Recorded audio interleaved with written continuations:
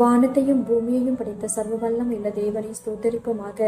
இந்த அக்டோபர் 29 முழுவதும் கண்ணின்மணி போல நம்மை பாதுகாத்து வந்த தேவனுக்கு நன்றி செலுத்துவோமா? கிருபையும் மகிமையும் நிறைந்த எங்கள் பரிசுத்தமுள்ள நல்ல தகப்பனே, நம்ம ஸ்தோத்தரிக்கிறோம், துதிக்கிறோம் ராஜா. இரவு நேரத்துல உம்மை நோக்கி பார்க்கக்கூடிய கிருபையை கொடுத்ததற்காக நன்றி தகப்பனே. அப்பா, இந்த நாளிலும் உங்களுக்கு பிரியமில்லாத காரியங்களை செய்து உடைய இருதயத்தை துக்கப்படுத்தியதற்காக எங்களை தயவாய் மன்னியும் ஆண்டவரே. உனக்கு பிரியமான பிள்ளையாய் வாழ உதவி செய்யுங்கப்பா.